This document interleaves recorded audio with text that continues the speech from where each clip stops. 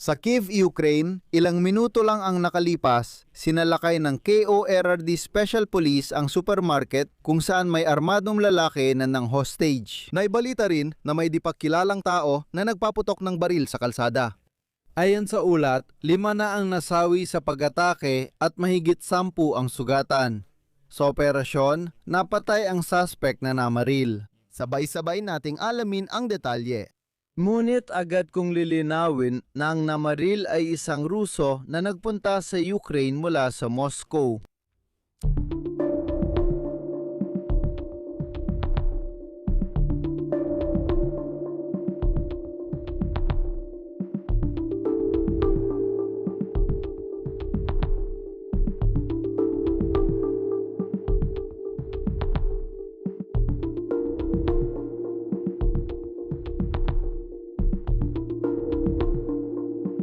Ayon sa ulat ng pambansang pulisya ng Ukraine, hindi pa malinaw kung saan sa lungsod naganap ang trahedya.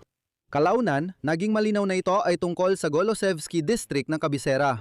Sa Velmart Supermarket, isang armadong lalaki ang kumuha ng mga bihag at ayon sa lokal na ulat, 5 tao ang nasawi sa insidente.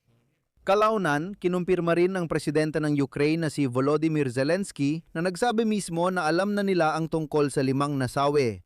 Kasabay nito, sinabi ng pangkalahatang taga-usig ng Ukraine na si Kravchenko na pumatay ang kriminal ng 4 na tao sa Golosevsky District ng Kyiv. Ayon sa kanya, ang umatake ay isang 58 taong gulang na tubong Moscow at nagkaroon ng sunog sa apartment ng suspect. At ito mismo ang mga eksenang nakita ninyo ngayon sa mga Telegram channel.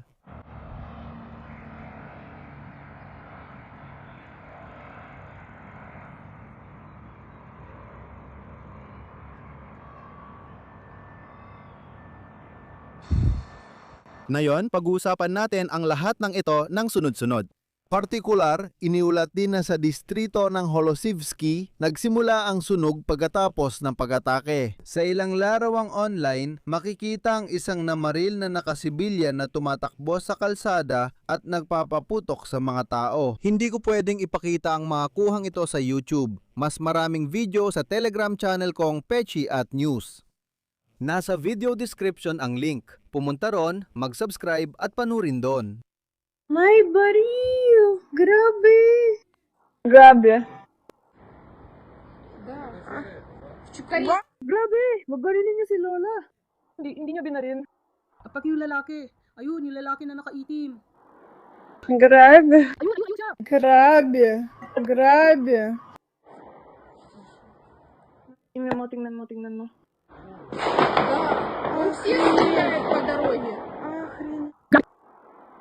Sobrang lakas. Sige, lalabas na ako ngayon. Nasaan ang milit? Ako rin? Kailangan ng ambulansya at pulis, di ko alam. Tumakbo palayo ang mga pulis. May isip po ba, ang mga tao ay basta na lang naglalakad? Nang kumalat ang larawan ng gunmen online, sinabi ng pulisya na may espesyal silang operasyon para mahuli ang kriminal. Pinapunta sa lugar ng insidente ang mga pulis at ang espesyal na unit na KORD. Hiniling sa mga residente ng Demeyevka na manatili sa kanilang mga bahay. Ayon kay Kiev Mayor Vitaly Klitschko, may batang sugatan sa pamamaril at agad dinala sa ospital. Ang mga sugatang matatanda naman ay tinutulungan sa lugar. Narito ang kanyang pahayag. Tuloy ang espesyal na operasyon para mahuli ang lalaki na nagpaputok at nasa loob ng supermarket. Ayon sa ulat, may narinig na putok ng baril sa loob ng supermarket at may lang nasawi dahil sa pamamaril. Agad kumalat online ang mga larawan ng makapal na usok malapit sa mataas na gusali, kaya lumabas ang balitang posibleng napasabog na eksplosibo ang kriminal. Ngayon, iniulat na nangyari raw ito sa kanyang apartment. Ibig sabihin, ang usok na nakita ay resulta ng nangyari sa apartment ng mamamaril na ito. Ayon sa paunang impormasyon, sabi ni Klitschko, may mga nasawi rin sa loob ng supermarket. Umabot na sa 15 ang bilang ng mga nasugatan. 10 sa kanila ay nospital. Pagkatapos ng alas 6 ng gabi, sinabi ni Mayor Klitschko na ayon sa mga doktor, 2 ang kumpirmadong nasawi. Nang maglaon, naging 5 na ang bilang.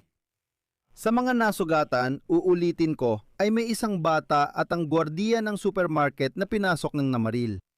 Narinig ang anunsyo ng pulisya sa loudspeaker na sinusubukang kumbinsihin ang namaril na isuko ang baril.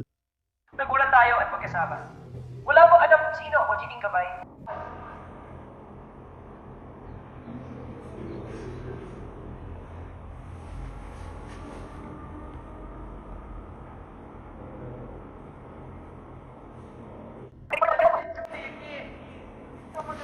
Tatawagan ka namin ulit at hahalikan ka namin. Kasama ka. Ayaw namin maging para sa inyo o sa ibang tao.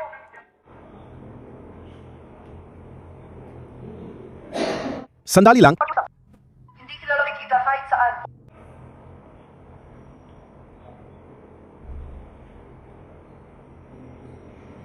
Wala tayong saysay kung nag-aawa ng kapalaran. Gusto namin inawin ninyo ang sitwasyon. Pinakamababang katatagan ng kwento. Itutuloy ito na pagsuri. Siguro pa ayaw namin malalay ng sitwasyon. Pakiusap, pakinggan niyo ang tawag hanggang dulo.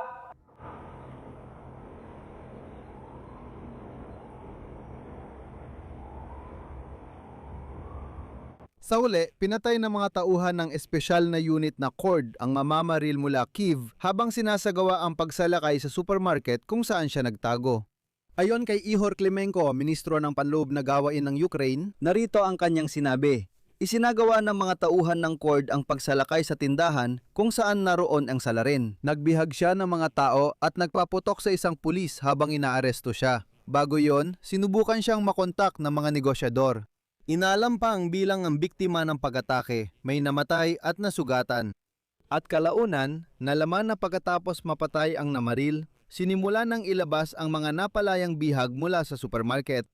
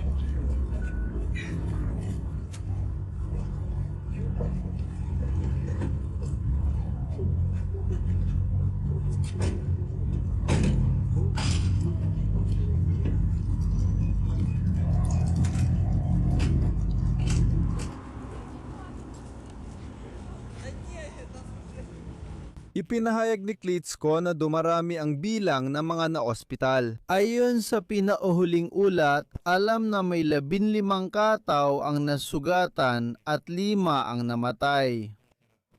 Ngayon, patuloy pa rin ang paglalatala ng matitinding larawan ng resulta ng pag-atake ng mamamaril. At uulitin ko lang, ayon sa pinakahuling ulat, ito ang alam natin. Matapos ang teroristang pag-atake ngayong araw sa Kyiv, aatasan ang Ministry of Internal Affairs at mga espesyal na ahensya na higpitan ang kontrol sa armas, lalo na yung nabibili ng sibilyan at magsagawa ng dagdag na inspeksyon. Bukod pa rito, lumabas na ang larawan ng baril ng napatay na kriminal. Iniulat na ito ay isang Caltech Sub 2000 na rifled na semi-automatikong karbin na natitiklop sa kalahati at isa ring ganap na legal na armas.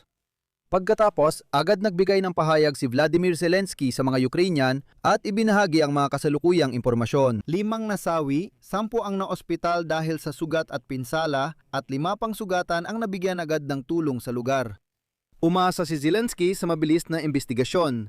Nagsimula ng investigasyon ng pambansang pulisya at serbisyo ng seguridad ng Ukraine. Inatasan ko ang kalihim ng panloob ng mga gawain at ang pinuno ng pambansang pulisya na ibigay sa publiko ang lahat ng beripikadong impormasyon tungkol sa kasong ito. Oo, may pahayag na rin mula sa kalihim ng mga panloob na gawain ng Ukraine. Si Klimenko na nagsabi na ang namaril ay nagsimulang gumalaw mula sa Demevskaya Street. Sa daan, pumatay siya ng 4 na tao. Ang naging biktima ng namaril ay isang bihag sa supermarket na Velmort. Sa parehong oras, sinabi rin ni Zelensky na nailigtas nila ang 4 na bihag at ayon kay Klimenko, maaring mas marami pa ang nailigtas. Ayan, sa totoo lang, siguro wala na akong may dadagdag pa dito. Ulitin ko lang, mas marami pang video ang mapapanood nyo sa Telegram channel kong Pichenyu. Nasa description ng video ang link. At ang pagkakakilanlan ng mismong bumaril ay patuloy pang inaalam, may paunang impormasyon na siya ay tubong Moscow, ibig sabihin siya yung ligaw na Ruso na napunta dito sa Ukraine. Ganito ang kayang gawin ng mga Ruso ang ganitong terorismo. Dito ko muna tatapusin. Mga kaibigan, ilagay ang inyong opinion sa comments sa episode na ito. Hinihiling ko rin na mag-subscribe, mag-like at mag-komento sa channel na ito. Iyon lang po, ingatan ninyo ang inyong mga sarili. Paalam sa inyong lahat.